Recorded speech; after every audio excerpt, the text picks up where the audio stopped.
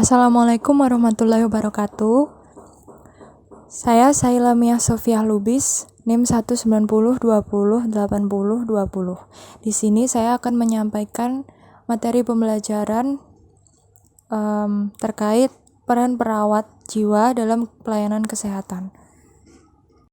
Sebelum masuk ke inti materi, tentunya kita perlu mengetahui definisi dari keperawatan kesehatan jiwa. Apa itu keperawatan kesehatan jiwa? Mental health nursing atau keperawatan kesehatan jiwa merupakan bentuk pelayanan profesional yang merupakan bagian integral dari pelayanan kesehatan.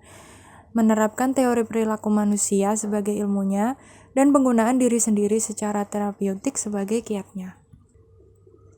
Pada setiap tingkatan pelayanan kesehatan jiwa, tentunya perawat memiliki peran tertentu. Yang pertama, peran perawat dalam prevensi primer. Apa saja kiat-kiat prevensi primer? Yang pertama, memberikan penyuluhan tentang prinsip kesehatan jiwa. Yang kedua, mengefektifkan perubahan dalam kondisi kehidupan, tingkat kemiskinan, dan pendidikan.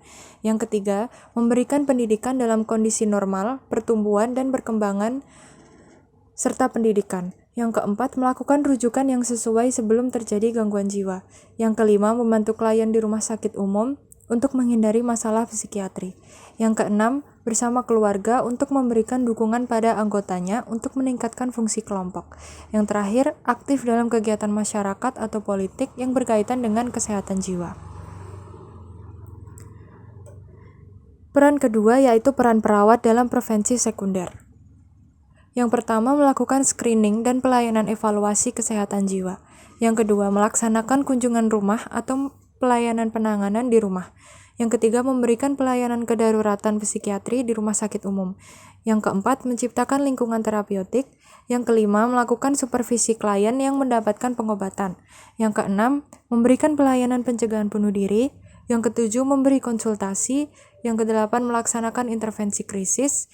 Yang kesembilan, memberikan psikoterapi pada individu, keluarga, dan kelompok pada semua usia. Yang ke-10, memberikan intervensi pada komunitas dan organisasi yang teridentifikasi masalah. Tingkatan pelayanan kesehatan jiwa yang terakhir, yaitu peran perawat dalam prevensi tersier. Yang pertama, melaksanakan latihan vokasional dan rehabilitasi. Yang kedua, pengorganisasi masyarakat perawatan pasien yang sudah pulang dari rumah sakit jiwa untuk memudahkan transisi dari rumah sakit ke komunitas. Yang terakhir, memberikan pilihan perawatan rawat siang kepada klien. Perawat mengemban beberapa peran saat mereka memberikan asuhan keperawatan kepada kliennya. Berikut adalah peran perawat secara umum menurut Cozier 2010. Yang pertama, pemberi asuhan. Yang kedua, sebagai komunikator. Yang ketiga, sebagai pendidik. Yang keempat, sebagai konselor. Yang kelima, sebagai agen pengubah, yaitu memodifikasi perubahan klien seiring dengan kemajuan teknologi, perubahan usia populasi klien, dan perubahan pengobatan. Yang keenam, sebagai pemimpin. Perawat dapat mempengaruhi orang lain untuk bekerja sama guna mencapai tujuan tertentu. Yang ketujuh, sebagai manajer. Perawat dapat mendelegasikan tindakan keperawatan kepada perawat lain dan mengevaluasi kinerja mereka. Yang kedelapan, manajer kasus. Perawat di sini membantu memastikan asuhan dipusatkan pada klien sekaligus mengendalikan biaya. Yang kesembilan, sebagai konsumen penelitian, guna memperbaiki asuhan klien. Selanjutnya terdapat peran perawat dalam kesehatan jiwa menurut Peplau. Yang pertama, peran perawat sebagai orang asing atau the stranger. Perlu disadari bahwa peran perawat adalah orang asing bagi pasien. Pasien juga orang asing bagi perawat. Pernyataan ini menimbulkan harapan yang akan dimiliki pasien tentang bagaimana orang asing ini akan memperlakukannya. Yang kedua, peran perawat sebagai narasumber atau resource person.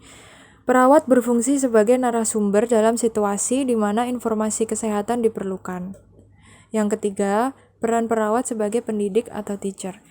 Di sini, peran guru dalam situasi keperawatan tampaknya merupakan kombinasi dari semua peran, yaitu pengajaran selalu berasal dari apa yang diketahui pasien dan berkembang di sekitar minatnya dalam menginginkan dan dapat menggunakan informasi kesehatan tambahan. Yang keempat, peran perawat sebagai pemimpin atau leader.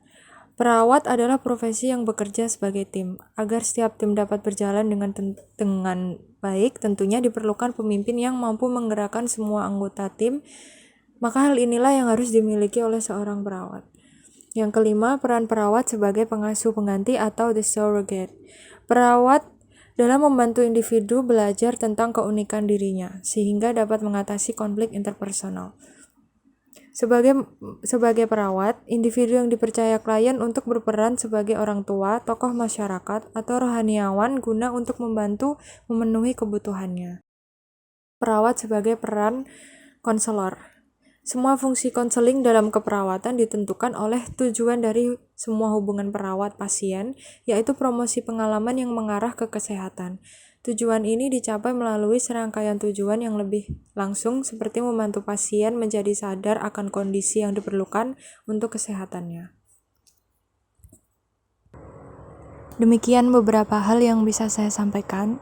Terima kasih atas perhatiannya. Mohon maaf yang sebesar-besarnya apabila di dalam penyampaian ada kesalahan kata, baik yang disengaja ataupun tidak. Terima kasih. Wassalamualaikum warahmatullahi wabarakatuh.